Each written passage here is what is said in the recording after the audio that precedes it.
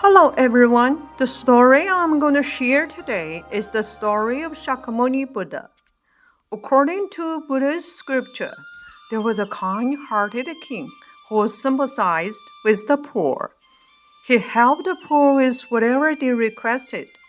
The king's reputation was known so far and wide that even gods have heard about it.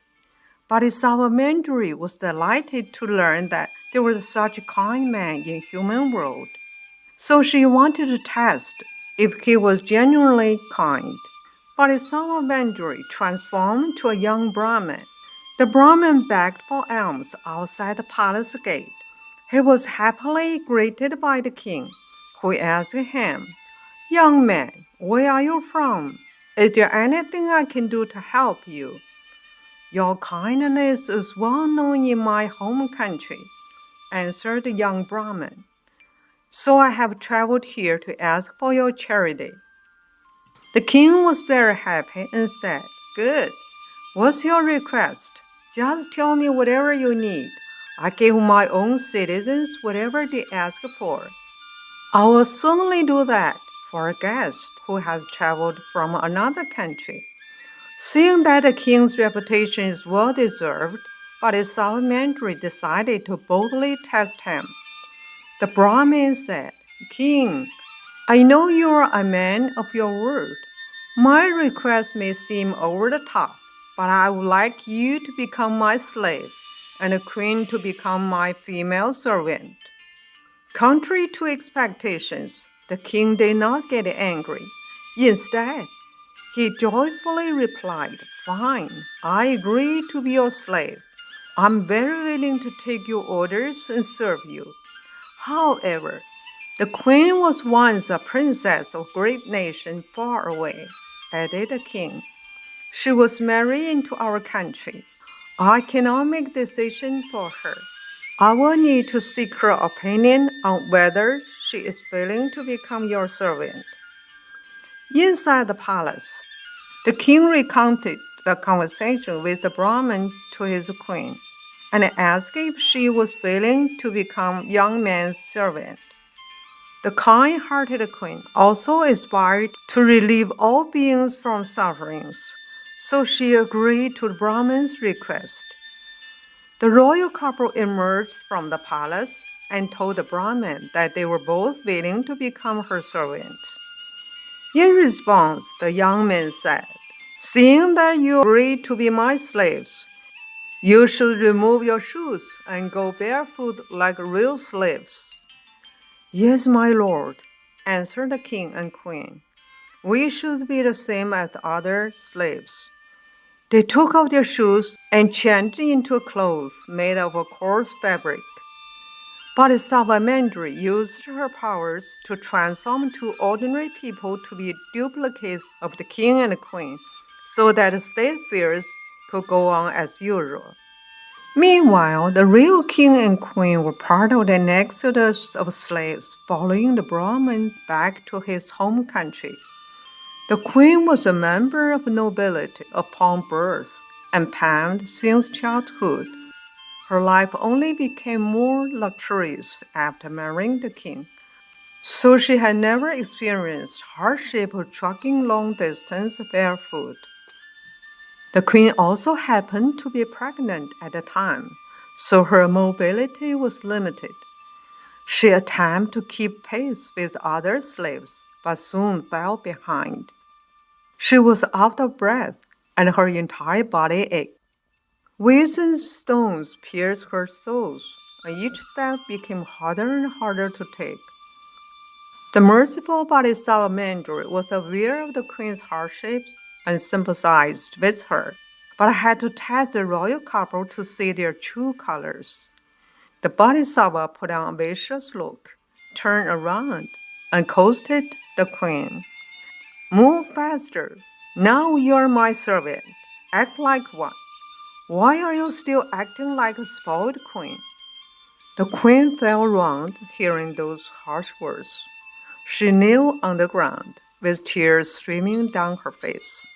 She pleaded, "My lord, oh my lord, I dare not be slow and lazy. I'm truly too exhausted.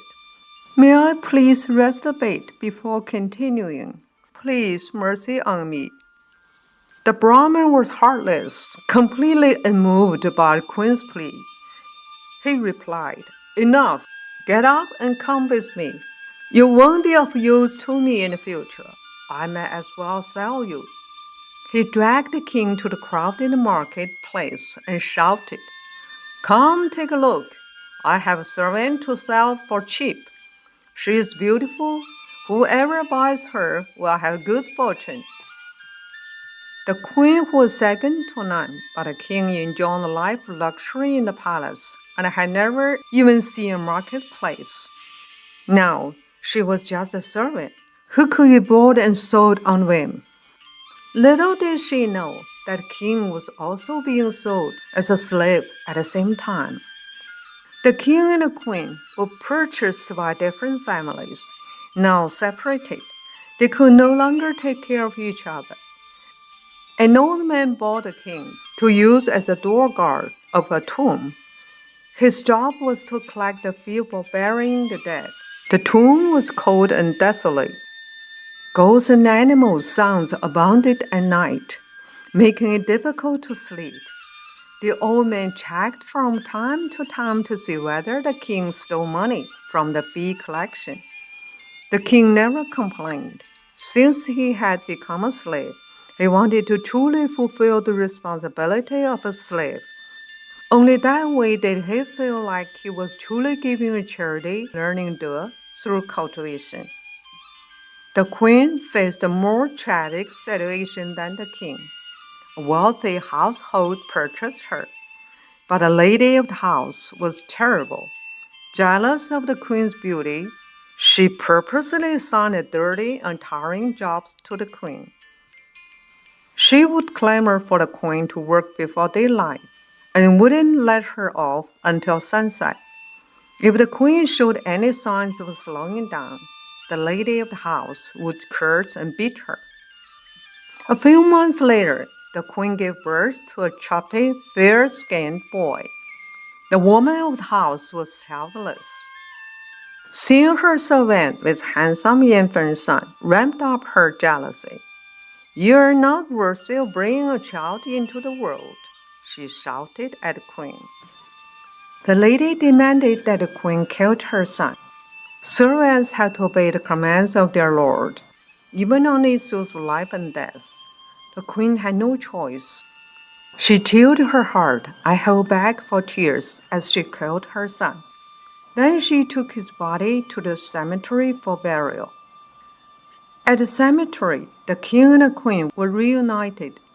They had so much to say to each other, but neither uttered one word of the resentment or dissatisfaction. As they were speaking, the cemetery magically transformed into their kingdom. They were once again decked in royal attire and sitting atop their thrones. Everything was back to normal. They were delighted beyond measure to find their once deceased son alive again, smiling and reaching his tiny little hands toward them. Still in this, the royal couple saw the divine body of Bodhisattva Manjusri appear before them. She sat on a large lotus floating in the room. Good, your reputation is well deserved, she praised. You are dedicated to serving sentient beings and sincerely give charity far and wide. Truly magnificent. The king and the queen then realized that everything was just a test to see if they were genuine and sincere. They felt deep happiness for having passed the test. They quickly knelt to show respect to Bodhisattva. The king and the queen both achieved righteous fruition statuses when they completed their cultivation. Bodhisattva Manjusri often told stories about this royal couple when she taught the fall. The king and the queen's story moved people the world over. Everyone was inspired to do good deeds and be kind to others. Shakyamuni Buddha revealed to his disciple Ananda that the king and the queen were actually Shakyamuni himself and his wife Yasodhara in a past life. The son in the story was also none other than Shakyamuni's son, Prince Rahula. In fact, everything in the human world is just an illusory dimension created by God, just like the dream evolved by Bodhisattva Manjusri for the king and the queen in the above story. Therefore, everything in the world is controlled by God. Most people in the world today came from a higher dimension of the universe, but as the matter in the universe gradually deteriorates, human mutates and gradually falls into the lower dimension. Only by cultivating the full ratification can people return to their true home, the heavenly world. Thank you very much for listening to the story. More touching stories will be ready for you if you just subscribe it. Thank you again.